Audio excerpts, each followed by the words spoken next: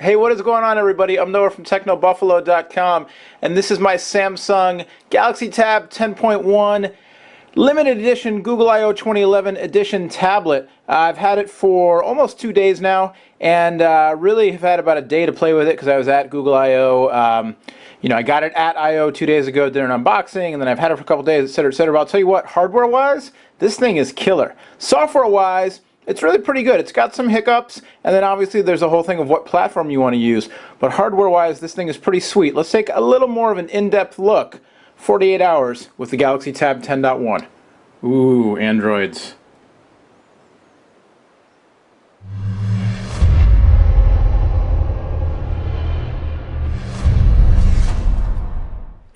Alright, so right off the bat, I'll tell you that John is sending up our ASUS Transformer, our ePad Transformer, eTransformer? ePad Transformer review unit, so I can check it out and go head-to-head, because as of now, the Tab 10.1 may be my favorite Android tablet to date, and John is really high on the Transformer, so I am excited to get my hands on that one. I haven't yet tried it myself and check it out. But what I really like about the Tab, which is also what I really like about my other favorite Android tablet, the LG G Slate for T-Mobile, or Optimus Pad, is the hardware, the form factor. This thing is incredibly thin, incredibly lightweight. It's about 1/3 of an inch thick. It weighs 1.3 pounds, I believe.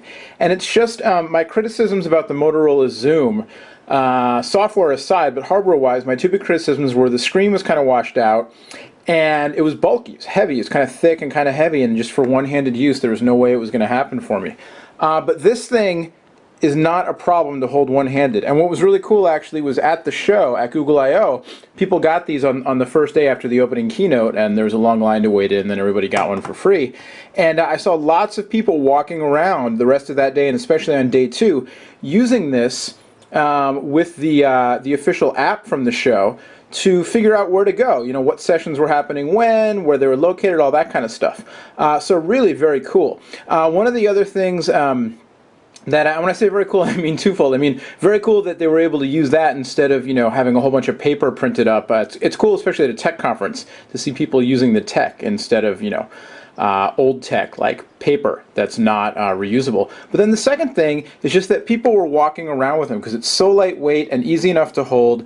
I'm still going to say that I think the widescreen form factor is superior for a tablet to the route that iPad went with the 4:3 aspect ratio. And look, to everybody out there who's already saying, why are you comparing this to iPad? Why do you have to talk about Apple all the time? It's because it's the market leader. It's not, this is not getting into, you know, which is better right now. It's just that's the market leader. The other thing, and I'm just going to mention this straight up because it's obvious, it's not digging at Samsung, it's not digging at Android or Google. It's just saying this straight up. Everybody who's seen this, who is not a geek, so that's about 5 people so far, has said, oh, is that your iPad?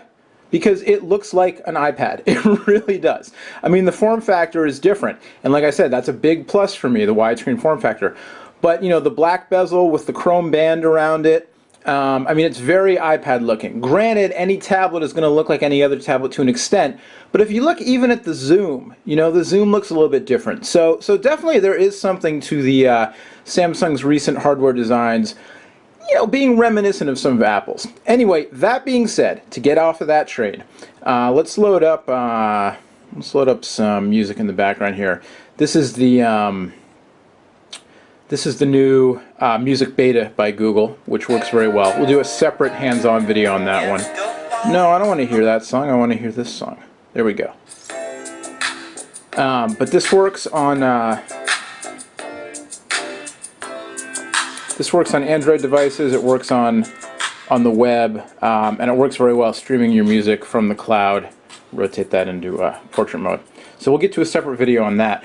But anyway, to get back to the Tab 10.1, the fact that it's lightweight enough and you can use it one-handed. You can hold it, you know, the long way. We'll have to back the camera up here so you can get a better view of this. But you can hold it the long way, no problem, because it's light enough weight, and then it's narrow enough with the widescreen form factor that you can do things on it with one hand. And you can do two-thumbed typing in this mode. We'll stop the music. even though the Isley brothers have much better voices than I do. We'll get back to the home screen there.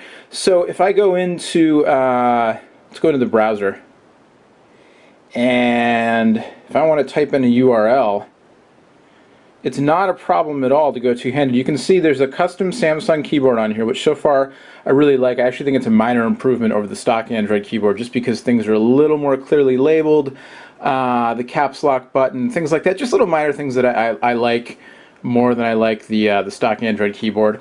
And then obviously, you know, it's Android, so you can install all kinds of stuff on it. We'll go to customizations, widgets, you know, custom keyboard replacements, all that kind of business.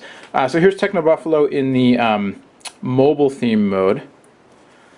I've had a few crashes. I had the camera crash on me. I actually started this video and then the camera crashed on me. Yeah, for some reason, Android browsers seem to have a problem switching into mobile theme mode with our website. Every time I do a review video, it's like that. I don't know why. One site that always works for me is ESPN's TrueHoop. So let's go there.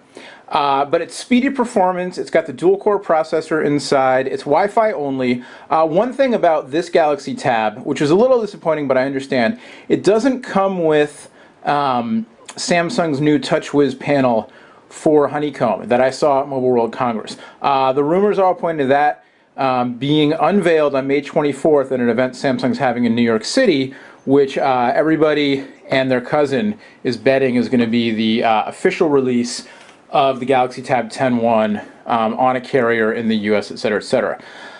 So I'm kind of excited because I actually thought that TouchWiz looked pretty good and pretty useful. I'm kind of psyched to see that.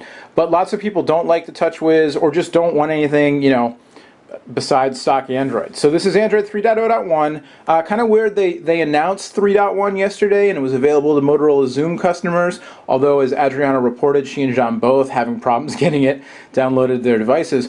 But then they handed out to developers, you know, this really slick top-of-the-line tablet with only 3.0.1 on it. 3.1 is coming in the coming weeks, apparently, for us.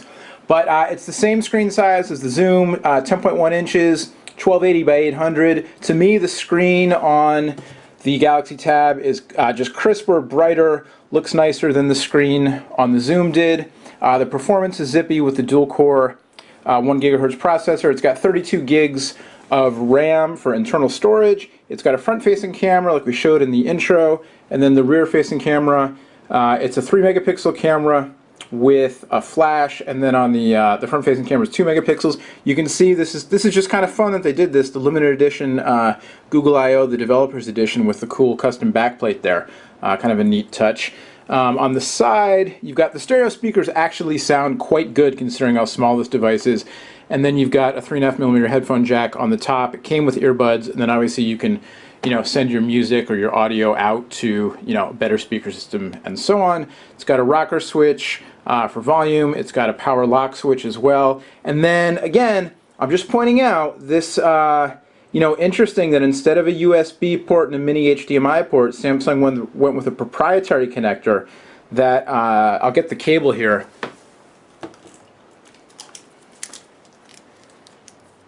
It is kind of, you know, it is iPad-esque. That's all I'm saying. Apple, not the only company to ever use a proprietary dock connector. So, you know, that being said. But again, just mentioning, interesting they went with a proprietary connector, and then it's modular, hooks up to the AC adapter via USB, or you can take the adapter off and use it for syncing with your computer, obviously. You can see the accelerometer built in. Again, nothing custom as far as Samsung goes, except there's a link to Samsung apps, which in the US, you have to set your language, and from the US doesn't really do much. You know, there are 10 apps here now, and they're all just like these tests. So, not really much going on there. We'll see by the 24th what Samsung has in store for the official launch. But again, so far, really enjoying it.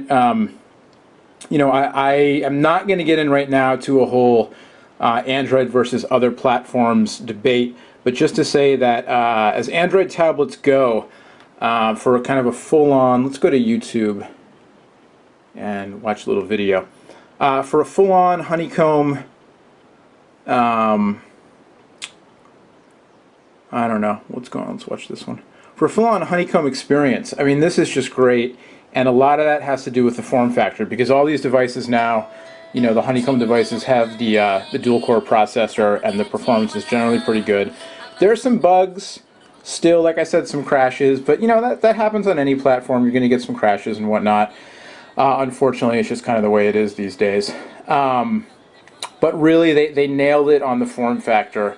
Haven't had a chance to really run down the battery yet, so I'll have to get back with some battery performance info. And like I said, it's Wi-Fi only. There's no cellular data on this device, so it's just going over Wi-Fi. But so far, so good. Really impressed. I think Samsung nailed it on the hardware. I think the hardware, you know, for my money, is probably the best tablet hardware out there. I mean, performance-wise, you know, you could compare it to, well, whatever you want, but form factor-wise, I prefer this to iPad 2. I prefer it to the other Android tablets that I've used, maybe with the exception of the G Slate, just because I like the smaller size. But this is so lightweight that it, you know, it makes me not care so much about the size, because I can use it one-handed, which for me, you know, I think is really key. So there you go. A quick kind of, I've had it for 2 days. I've used it for about a day. First impression review of the Samsung Galaxy Tab 10.1 limited edition, Google I/O developer edition, Wi-Fi only, etc., etc. It's a big thumbs up for me so far. If you're looking for an Android tablet, and in general, you know, as tablets go, really digging it so far. Excited to use it more for sure. Try out the integrated Google Video Chat. Do some, you know, some e-reading on it, because that's a big thing, you know, with the one-handed use and all that kind of stuff. And also play more with the Google Music Beta. And like I said, I'm going to do a separate hands-on walkthrough of how that works. You can't buy music through it, but if you want somewhere to stick all your music in the cloud and access it from any computer through a web browser or via any Android device, I guess 2.2 and higher, so far it works pretty well, as long as your cellular carrier works well. I'll get into that more in the other video. Until next time, my name's Noah. Thanks again to Google and Samsung for providing these to all the attendees at the show. And like I said, May 24th, big event, Samsung in New York City. Looking like we're going to see the official launch of this thing with the TouchWiz panel, which I at least am kind of interested to see. Some of you out there are like, what are you talking about? TouchWiz, hate it. Others of you are like, TouchWiz, like it. Let's get the camera fired up one more time so I can say goodbye properly. There we go. Till next time, my name's Noah. Much more on TechnoBuffalo.com. We'll see you later. Bye-bye.